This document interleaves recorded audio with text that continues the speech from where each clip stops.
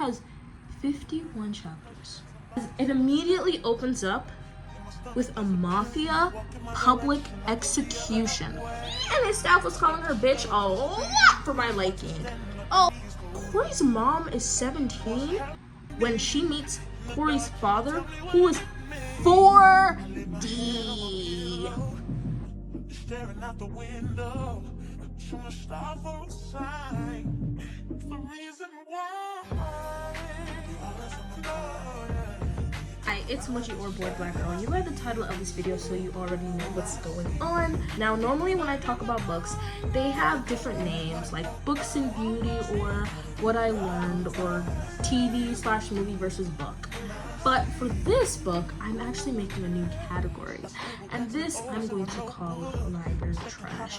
And I know that that may seem offensive off the bat, and honestly, I understand why, because even as somebody who has disliked books and not finished them, I don't think that any book is really like something you should just trash or a waste. I think that even if you hate the book or don't finish it, you read it, and you know, there's something to that. But I think library trash is more so books that you wish you did not have. You wish you did not interact with. You wish you're not aware of their existence. And that is how I would categorize Hot Streak by Susan Johnson. Now, I want to start off by saying I did not finish this book, okay? I want to make that very clear. And I also want to make it clear that I have tried 2 times, this being the second one, to read this book. Okay? So I don't want it to seem like the things I'm complaining about or the things I'm saying or this entire video is simply for like hate or to be like, oh, you know, jumping on assumptions about the book. I just want to make that clear because I did try to read this book. As you can see, I've annotated it, I've written in it, I even wrote my annotation key in it. Like, I really tried for this book. But did this book try for me is the real question. The answer is no. Ladies and gentlemen, the answer is no. Alright, but even though I did dislike this book, that does not mean that I'm not going to do my makeup for it, because I truthfully think that the cover of this book is just so beautiful, and I really want to try out some flower makeup. So today I will be doing that as I talk about this very interesting book and my experience with it.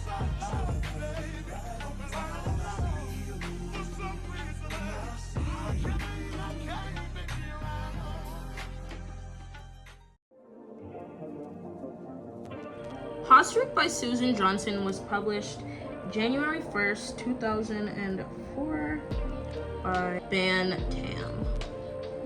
First of all, the fact that it was published in 2004 should have been the first red flag. Now, this book is about 2 old flings who reunite and spark up their romance again, after they separated 2 weeks before Molly, our main character's wedding. Now, although Molly is just a girl from a small town, Corey, who is our male love interest, is very different. Corey is technically, I believe, royalty because of his father being a count. Naturally, that comes with the wealth. And another interesting thing about Corey is actually that he enjoys horse racing, and so have a lot of the men in his family. Now, our main character, Molly, actually does have a daughter whose name is Carrie, and she is a divorcee, along with Corey also being a divorcee. Now, before I get into the actual book, I think one of my biggest problems with this book is how long it is. Now, that might seem a little funny considering the fact that when you see the book, it's short, but it's thick. I want you to guess how many chapters this book has. And I know that this could just simply be a me thing, but then again, this is my video, so I'm gonna complain about it. I just want you to guess. I'm gonna take a wild guess and say you're guessing something along the lines of, let's go on the further side. We can say 40, 45, 49. No, more than that. Not a lot more than that, but just some more than that. I feel like I might have used the wrong numbers, but anyways. Are you done guessing? because I'm going to tell you, this book has 51 chapters. 51 chapters. Now, I'm not sure if it was the small formatting of the book itself or the fact that I think having the book be physically small while having a lot of chapters just made the words seem very jumbled up in my mind when it comes to reading. But 51 chapters to me is kind of insane. Especially for just like a regular romance. If it was like a fantasy book or something, I would understand why it would be longer, because in fantasy books, they have to explain the world along with going with the story. But this book is not doing that. It's very interesting because at the beginning of the book, we have a lot of chapters that I think are so unnecessary. And I really, I'll be completely honest, I stopped reading at chapter 21. I did not read chapter 1, I stopped reading at chapter 21. The book has 51 chapters. So that means I had 30 more chapters to go. And truthfully, where I was not sure how you could add 30 more chapters to the story. I felt that this story could have easily been 30 chapters, but there were so many unnecessary chapters at the beginning where we were getting so much information on Corey, and I didn't read the book, so maybe the information does come in handy later, but where I was reading, the information was not needed. It was just random information that we knew for God knows what reason. And it was odd because it wasn't what I was expecting from the book, because it immediately opens up with a mafia public execution. You're probably thinking, okay, she's exaggerating. There's no way that's how this book starts. It does. You're probably thinking, okay, well, it does, so who's being executed? No, it's not our main character. It's not our other main character, nor any of their direct family. The person who is being executed, honestly, I'll be honest, I have no idea. But the person who is directly affected by this execution is Corey's ex-brother-in-law. Corey's the divorcee, meaning his wife's brother. Ex-wife's brother. I'll be honest, I did not understand that. The first time I read the book, I was like, oh, what's going on? Because I genuinely was so confused by it. And the second time I remembered it, but as I read it, I was just like, why are we hearing about pools of blood and mafia public shootings where there are casualties in a romance book? What is going on right now? Now, unless Corey has some mafia ties, which I honestly don't think that Corey directly does. I'm pretty sure the mafia part is only with his ex-brother-in-law. So I was confused. Very, very confused. After we witnessed this public execution, we then have more unnecessary chapters on his backstory. Mind you, I'm not even getting into the notes I've written down. This is just simply the things overall that I disliked about this book. Along with an execution chapter, we also hear a lot about Corey's racing. Now, this one is understandable, but from that, we also hear about his ex-wife. And for some reason, although I don't know, if he has a reason to hate her or whatever, and his staff was calling her bitch a lot for my liking. A lot. And I was surprised because, I'll be honest, I don't know why, I don't really see cuss words in my books. Especially not bitch. Especially not to your ex-wife. So I was definitely taken aback for a moment. I was like, oh. Okay. Okay. I wanted to add that because it was first of the many red flags we'll be receiving from Corey. But let's continue. Now, we also learn about Corey's family backstory. Now, this I felt was completely unnecessary because I really don't understand the reason of adding this part. It was a chapter completely on how Corey's mom and dad met. Now, I honestly don't think I would have a problem to this in a different circumstance if it added to the chapter. Like, maybe we could see how, oh, his parents had this type of marriage, so this is how his perception of marriage was. You know, that, you know, maybe the book did add that for that purpose, but I don't think I was able to grasp that because Corey's mom is 17 when she meets Corey's father, who is 4D. 4-0. Number 4, number 0. Number 4, number 0. 17. 1-7. I'm talking 1 on the birthday cake, 7 on the birthday cake. That man has a mortgage. That man has a mortgage, a car payment, a house. She's probably barely a high school graduate. So that's one.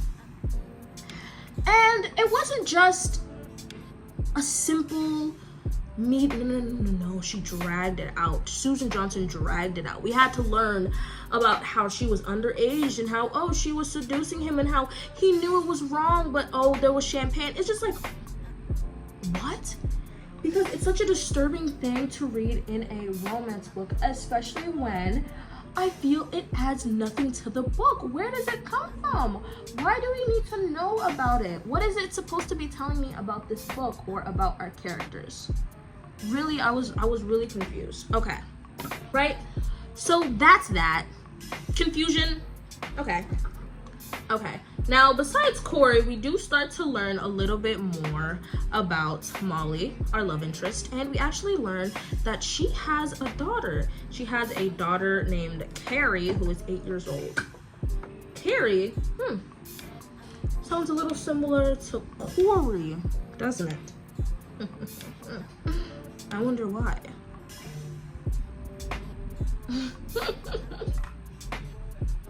I wonder why. I mean, I didn't finish the book, so I seriously wonder why. I mean, I think it's kind of obvious, but anyways.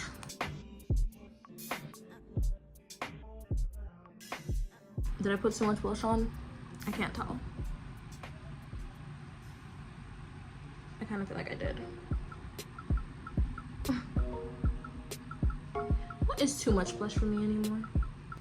Okay, now the first time that we meet Molly and her daughter, I was a little bit confused because her daughter essentially pierces her ears or gets her ears pierced without her mom's permission.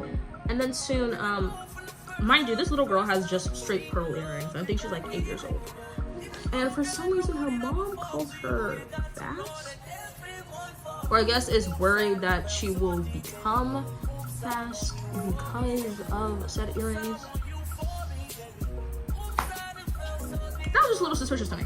Any adult who says a child is fast because of earrings or nail polish or a color, no, please leave that in the past. 2004, let's turn it. I don't want it.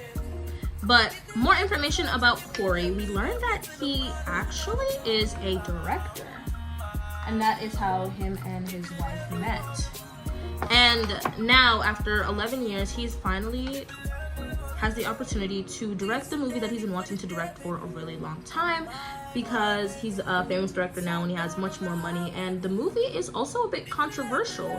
It is a story about immigration, and it actually explores the beginning of the union movement in iron mines.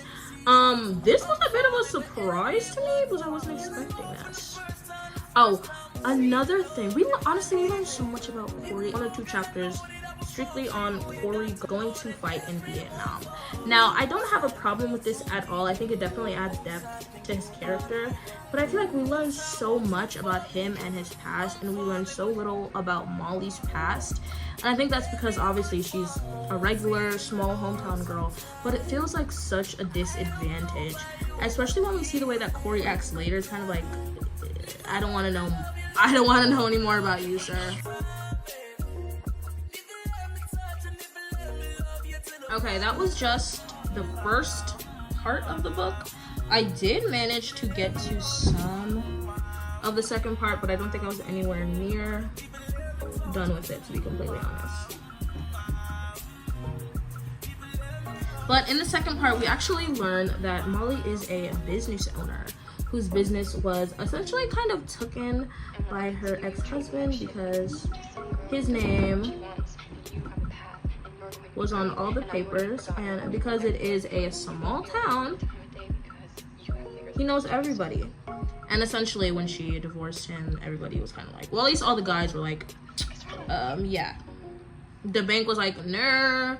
Attorneys was like, nah. And got child support for super cheap. Now, eventually we learn that Molly is having a reunion. So my girl is about to go and party, and we find out that this is also coming to the reunion. Corey. But she and Corey actually do not interact at this reunion. It's not until after, while Molly's on her way home, that she decides to stop and go by where he is filming.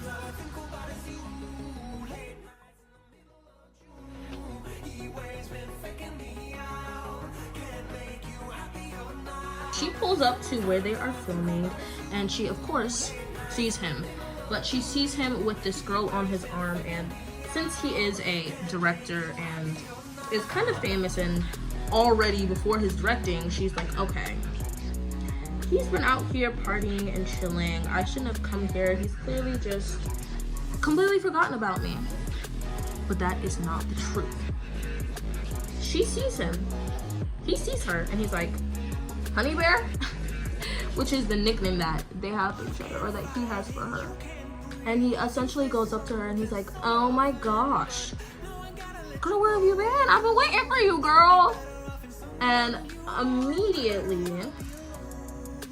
things start to get interesting.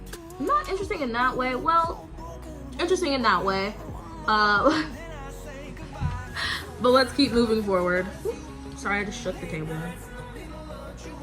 I am trying to give myself a flower look today to copy the cover of the book, which is why I'm wearing this flower dress. Now, because a lot of it is white, I will be doing white flowers with pink, but for my main eyeshadow, I'm starting out with some dark pink or red and just putting it on and above my crease. I started with some light concealer so the colors can really pop.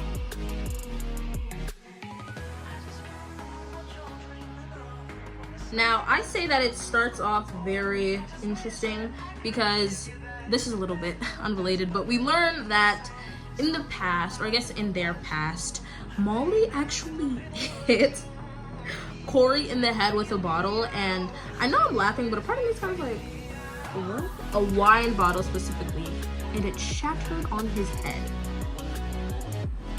He still has the scar too. Mind you, it was 9 years ago, so I just wanted to add that because that is a very interesting first conversation to have. And then we're going to drag that into my under eye.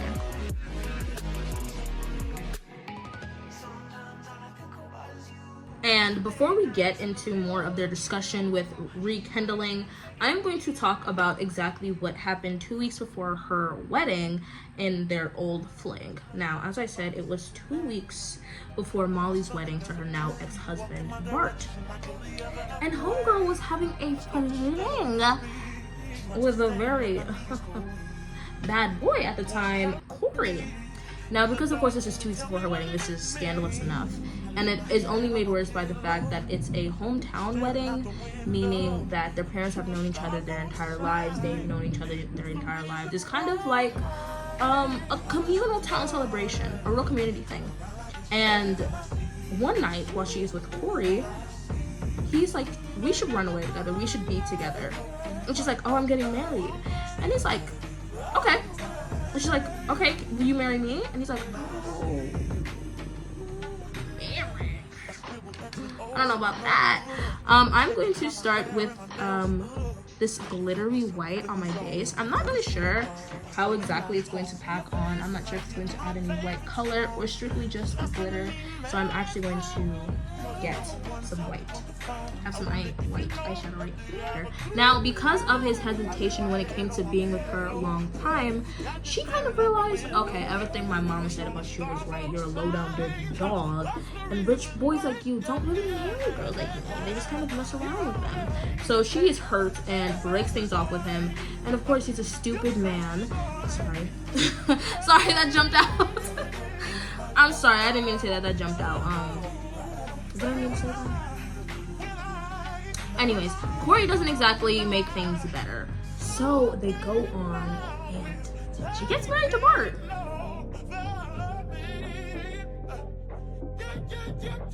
I kind of want to make it a light pink, but for now I'm going to make it white before adding just a little bit of white, a little bit of pink shimmer. From here on out is where Corey starts to essentially go downhill for me, because this is the last chunk of the book that I read. Not this part, but soon is the last chunk of the book that I read. But essentially, because, you know, this is the first time seeing each other in such a long time, Corey is kind of hell-bent on catching up right now, right here. So I'm going to go in with my Princess Pearl eyeshadow. I'm going to try to do it lightly though, just so I can see what it looks like. Because sometimes this can be just a little bit blondie. Now, when she meets Corey, she does tell him that she has a daughter named Carrie, and kind of how her daughter and her mom, or I guess her daughter and her parents, are expecting her to come home because as her grandparents, they were watching Carrie. Now, Corey immediately is like, call them and tell them that you're staying. And he's like, can you stay? And crazy off the bat, he immediately is like, can we sleep with each other? Straight up says, can we have sex? Can we sleep with each other? This is insane to me, because I think this book at times tried to make him seem like he's super cute and lovey-dovey, or I guess kind of like, oh, he really needs her, but that's not the vibe that I get. I get like a really predatory vibe, and not just from the characters alone, but from the book. And I'll tell you why in a second, but first we're going to take some white, how do you call this? I guess some white cream eyeshadow maybe, and we're going to add that on the we're going to add that on the outer corner of our eye. I'm a little bit scared. I'm not sure how much I want to drag it into my eye, but here goes nothing.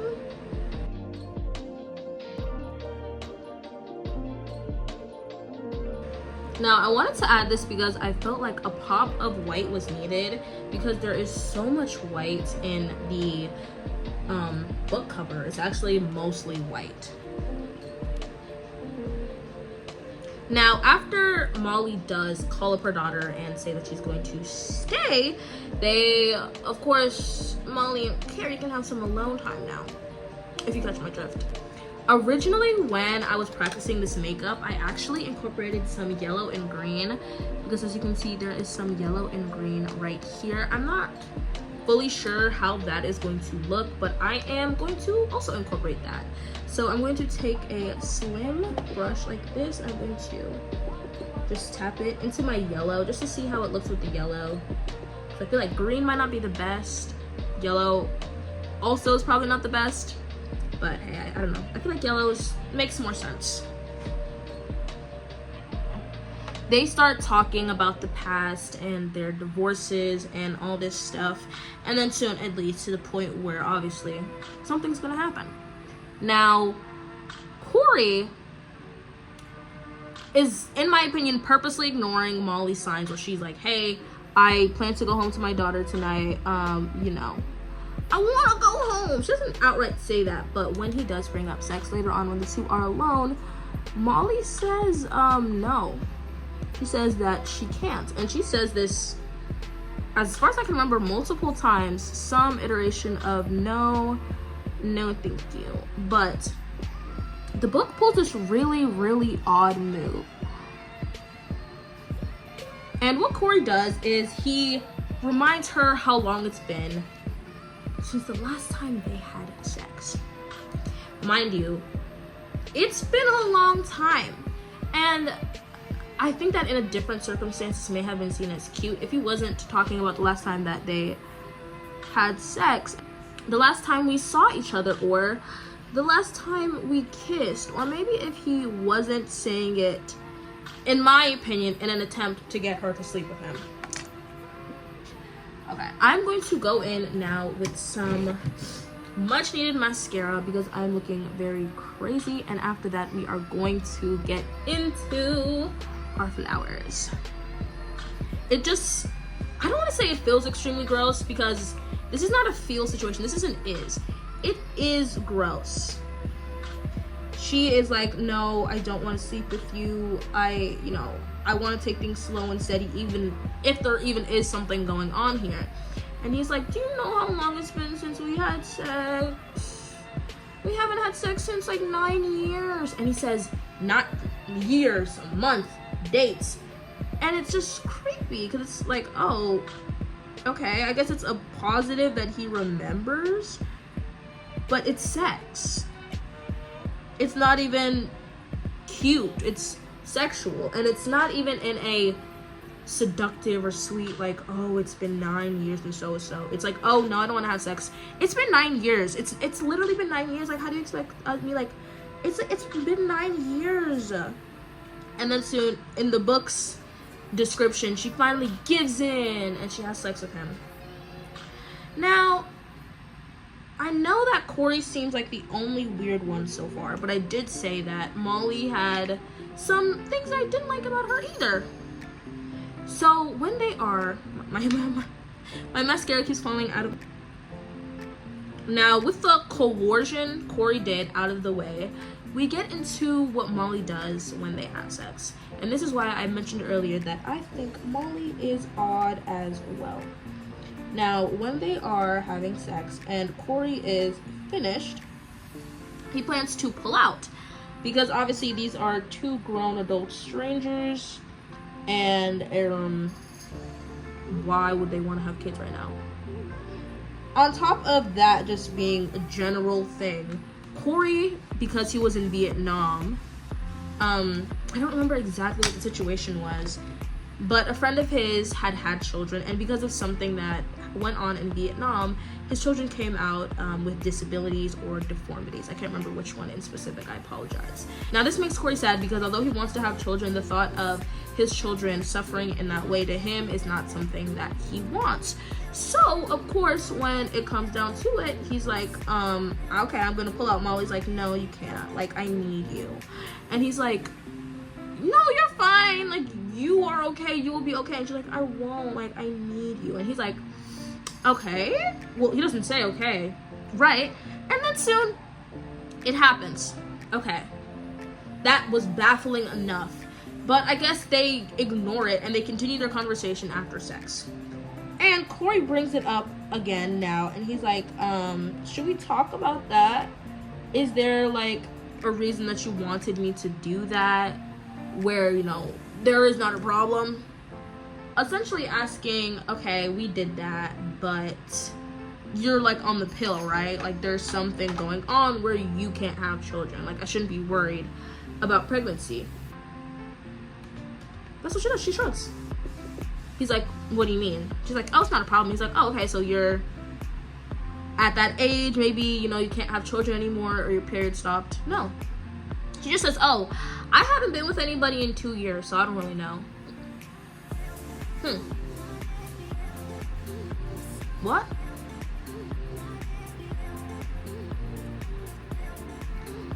So that was just very off-putting to me, that entire thing between the two, because I originally was like, okay, this is setting up to be cute, a reunion for 9 years. She is under the assumption that, oh, he doesn't like me like that, but he is so madly in love with her. Very odd, because it starts out with a seemingly cute idea, but then he coerces her to stay. He makes her stay, and then soon also coerces her to have sex, and then soon she makes him come inside of her. Do I need to spell it out anymore? I think we're I don't know how YouTube will take me saying this, but I think we understand what's happening here. This is the internet, so I kind of have to sugarcoat that because I want to get monetized anyways. So that happens. And they just keep talking after that, I guess. And then soon, Molly starts to have some business trouble. I'm just trying to pack on some more yellow in hopes to bring it to life. Molly is having trouble with her business, and she tells Corey. Corey, because this is a bulk and he is a millionaire, is immediately like, let me take care of it, girl. Don't worry about that. And she's like, no, don't. This is my business. Like, I don't want your money. No offense. I just know. Understandable. Truthfully understandable. Because she's already had difficulty with men and money and her business in the past with her ex. And considering the fact that Corey is still a stranger, basically, it would not be smart for her to do that. Now, you would think that Corey would respect her wishes and he would stay out of it, or maybe wait till another time. But he doesn't. He doesn't. What Corey does instead, right, is calls up an assistant or something and sends money to the banker that essentially wasn't going to renew her note. Okay? Sends the banker money, not under his name, under the corporation's name. So he's purposely hiding it from her as he's doing something that she purposely asked him not to do. And then soon, so he gives money to the person that denied her, and then gets her notes and gets her note renewed. This was crazy to me because he just completely disrespected her boundaries, like straight up. Without a care in the world, he completely went against what she wanted. The very night that she told him, hey, I don't want you to get in the middle of this. And this causes problems because eventually Bart finds out. Now, when it comes to books, unless they're, telling me exactly how much time has passed, I'm never really sure. But I can't imagine it was too much time considering the fact that Corey was filming his movie and it was only certain scenes, or I guess a certain amount of days that they needed to film where they were filming. But somehow, Corey is already being introduced to her daughter, her 8-year-old daughter. And then, to make things even better, Corey is gonna go out to dinner with them. And he's gonna stay out there for a little bit. Oh my gosh, my highlight is so harsh. Now you're probably confused, besides the dinner thing, on why this is such a terrible thing. Corey is going to be staying with Molly in her house with her 8-year-old daughter. That just really confused me because that makes no sense. Why would you allow a stranger to stay in your house with your child, knowing that he full well has enough money to get a hotel for all 3 of y'all if you wanted to? I don't like that. That don't make no sense. So that is about all the notes that I have written down. So I'm just going to get into what I didn't write down, but what I did read up till I stopped reading, which was chapter 21. I am done with my makeup, as you can tell, but I'm going to actually add some lashes and do the other side off camera and come back and give my final thoughts. But the last things that I remember from my last few pages of reading the book was Corey going to Molly's house while her ex was there, and Corey meets Molly's daughter, and instantly he's like, okay, this is clearly my kid. Her name is similar to mine. She looks exactly like me. And if we recall, 2 weeks before her wedding, she was with Corey. So it's not that big of a surprise. Although we don't have it fully confirmed, I think it is very much obvious. And Corey does the interesting thing and just completely walks away. I guess because her ex was there and they essentially walked in on her sitting on her ex's lap because her ex put her there, which I don't even know what was going on there. But because of Corey doing what she told him not to, aka going with the money to the bank, Bart now knows that Corey has Bart now knows that Molly has this guy in her life.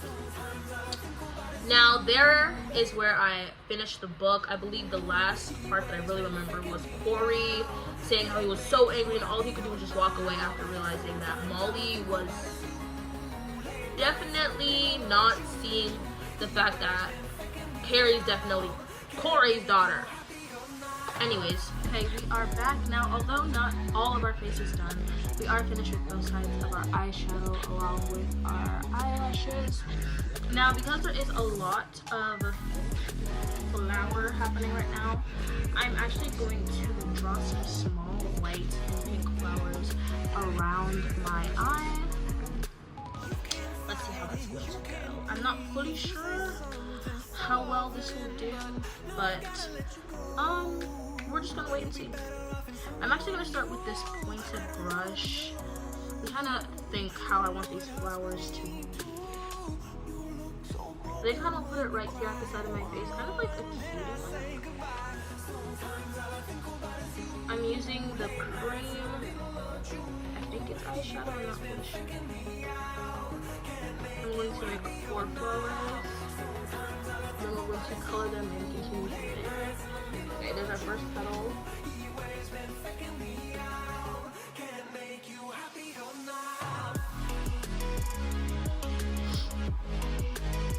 Okay, now I am doing it a little big, mostly because I feel like when it comes to designs, I am extremely new, so I'm just trying this out. So I think I'm just going to do one big one on this one.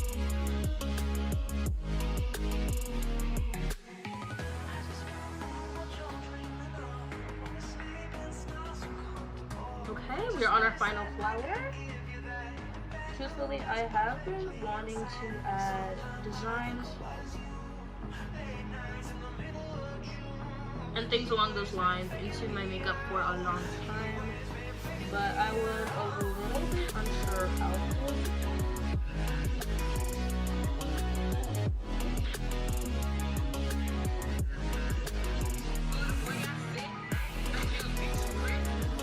Alright, now we're going to go in with some white eyeshadow and fill that out. We're going to go with plain white eyeshadow this time instead of the white and glitter one that we used earlier.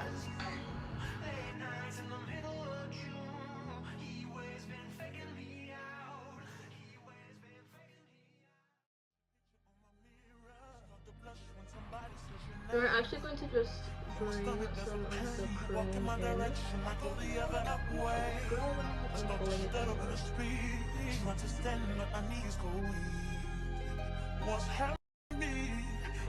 Now we are going to go in with some staring out the window, trying to stop for a sign. The reason why. Right, I did definitely add a little bit too much. So it is looking a little bit far too bright, but that is okay. I'm going to take this brush right here and dab into some shimmer. Okay, honestly, I really like it. I can't lie, I feel like the pink is really cute. Now, same with my eye, I'm going to dip into the yellow and see if I can try to do these little green and yellow things that we see that come out of the face of the flower.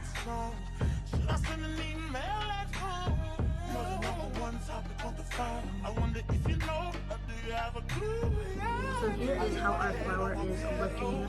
Originally, I wanted to do one on the other side of my face, but it is so hot today that I cannot do that. Sorry. It's so hot. I was trying to figure out what to say.